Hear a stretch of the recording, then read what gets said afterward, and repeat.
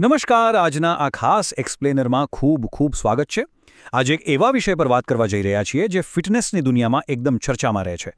વજન ઘટાડવા અને એકંદર શારીરિક સુખાકારી માટે એરોબિક્સનો ઉપયોગ કેવી રીતે થઈ શકે તેના પર આ એક સંપૂર્ણ અને સરળ માર્ગદર્શિકા તૈયાર કરવામાં આવી છે। કારણ કે સ્વસ્થ અને ટકાઉ રીતે વજન ઘટાડવા માટે કોઈ જાદુઈ છડી નથી હોતી, પણ નિયમિત કસરત, સાચું પોષણ અને સાતત્યનું એક બેસ્ટ કોમ્બિનેશન જોઈએ છે। તો શરૂઆત કરતા પહેલા એક બહુ જ રસપ્રદ સવાલ પર વિચાર કરીએ। વજન ઘટાડવાનો સૌથી અસરકારક અને સાથે સાથે મજા આવે તેવો રસ્તો કયો હોઈ શકે? હવે આમ તો ઘણા બધા ઓપ્શન્સ છે, પણ એરોબિક્સ વર્કઆઉટ્સ કેલરી બર્ન કરવા, હૃદયને મજબૂત બનાવવા અને વધારાની ચરબી ઓગાળવા માટે સૌથી બેસ્ટ અને આનંદપ્રદ વિકલ્પ તરીકે સામે આવે છે। ચાલો ફટાફટ જોઈ લઈએ કે આજે આપણે કયા કયા મુદ્દાઓ કવર કરવાના છીએ।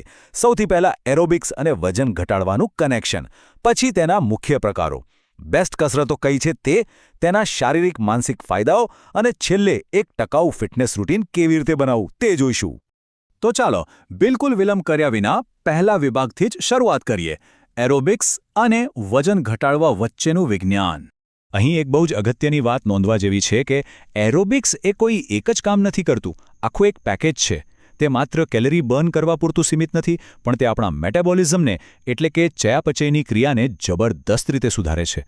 તેનાથી વધારાની ચરબી તો ઘટે જ છે, પણ સાથે સહનશક્તિ વધે છે અને માનસિક સ્વાસ્થ્યને પણ બહુ મોટો સપોર્ટ મળે છે। ટૂંકમાં કહીએ તો આ અંદરથી મજબૂત બનાવવાની પ્રોસેસ છે। હવે જ્યારે આ બેઝિક સાયન્સ સમજી લીધું છે, તો આગળના વિભાગ તરફ વધીએ અને જોઈએ કે એરોબિક્સના મુખ્ય પ્રકારો કયા કયા છે। આ ટેબલ ખરેખર બતાવે છે કે એરોબિક્સમાં વેરાયટીની કોઈ કમી નથી। જો કોઈએ હમણાં જ શરૂઆત કરી હોય અથવા સાંધાનો પ્રોબ્લેમ હોય તો લો ઇમ્પેક્ટ કે વોટર એરોબિક્સ એકદમ સેફ ઓપ્શન છે। બીજી બાજુ જેમને થોડો પડકાર પસંદ છે તેમના માટે હાઈ ઇમ્પેક્ટ અથવા HIIT એટલે કે હાઈ ઇન્ટેન્સિટી ઇન્ટરવલ ટ્રેનિંગ પણ છે। અને હા, ડાન્સ કે સ્ટેપ એરોબિક્સ તો છે જ, એટલે કે દરેક લેવલ માટે એક પરફેક્ટ મેચ હાજર છે। ચાલો હવે સૌથી પ્રેક્ટિકલ ભાગ પર આવીએ। વજન ઘટાડવા માટે આખરે કઈ કસરતો સૌથી શ્રેષ્ઠ છે? આ બંને કસરતોનું કમ્પેરિઝન બહુ જ ઇન્ટરેસ્ટિંગ છે। જમ્પિંગ જેક્સ એક એવું ફૂલ બોડી વર્કઆઉટ છે જે ફટાફટ કેલરી બર્ન કરે છે, જ્યારે બીજી તરફ બર્પીઝ છે।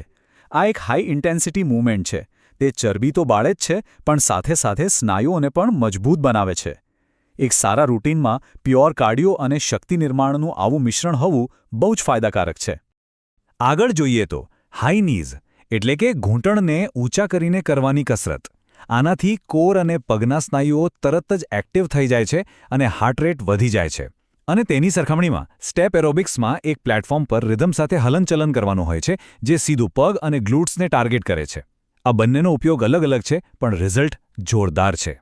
દોરડા કૂદવા, હા, આ માત્ર બાળપણની રમત નથી રહી। આ એક એક્સેલન્ટ કેલરી બર્નર છે જે શરીરનું બેલેન્સ અને કોઓર્ડિનેશન સુધારે છે। અને તેની સાથે માઉન્ટેન ક્લાઇમ્બર્સને જુઓ, તે કાર્ડિયો અને સ્ટ્રેન્થ બંનેનું કોમ્બિનેશન છે જે એકસાથે અનેક સ્નાયુઓને કામે લગાડે છે। વજન કંટ્રોલ કરવા માટે એકસાથે અનેક સ્નાયુઓને એક્ટિવ કરવા એક બહુ જ સ્માર્ટ સ્ટ્રેટેજી છે। હવે જો રોજ એક જ કસરત કરીને કંટાળો આવતો હોય તો મ્યુઝિક ચાલુ કરીને ઝુમ્બા કે ડાન્સ કરવો એ એકદમ પરફેક્ટ ઓપ્શન છે। તેનાથી મૂડ પણ સુધરે છે। અને બીજી તરફ જો કોઈ ફેન્સી કસરત ન કરવી હોય તો સાદું જોગિંગ કે રનિંગ તો છે જ। સતત ચરબી ઘટાડવા માટે દોડવું એ એકદમ સિમ્પલ અને અસરકારક રસ્તો છે। બંને રીતે રિઝલ્ટ તો મળે જ છે। વજન કાંટાના આ આંકડાઓથી થોડા બહાર આવીએ અને હવે સમજીએ કે આના બીજા શારીરિક અને માનસિક ફાયદા શું છે। ખરું કહું તો ચરબી ઘટવી એ તો માત્ર એક બોનસ છે। અસલી જાદુ તો શરીરની અંદર થાય છે। હૃદય મજબૂત બને છે, ફેફસાની ક્ષમતા વધે છે અને સ્ટેમિનામાં એવો વધારો થાય છે કે આખો દિવસ એનર્જી રહે। એટલું જ નહીં, રોજબરોજનો તણાવ અને ચિંતા ઓછી થાય છે અને ઊંઘની ક્વોલિટી પણ જબરદસ્ત સુધરી જાય છે। આ બધા આંતરિક સુધારાઓ બહુ જ અમૂલ્ય છે। તો આ બધું જાણ્યા પછી સૌથી અગત્યનો વિભાગ આવે છે, એક ટકાઉ એટલે કે લાંબા ગાળા સુધી ટકે તેવું ફિટનેસ રૂટીન કેવી રીતે સેટ કરવું। કોઈ નવી આદત પાડવી અઘરી નથી જો આ 4 સિમ્પલ સ્ટેપ્સ ફોલો કરવામાં આવે। પહેલું, જે પ્રવૃત્તિ ગમતી હોય તે જ પસંદ કરવી। બીજું, મોટા મોટા લક્ષ્યો રાખવાને બદલે નાના અને વાસ્તવિક લક્ષ્યો સેટ કરવા। ત્રીજું, દિવસમાં જે સમય સૌથી વધુ અનુકૂળ હોય ત્યારે જ વર્કઆઉટ કરવું।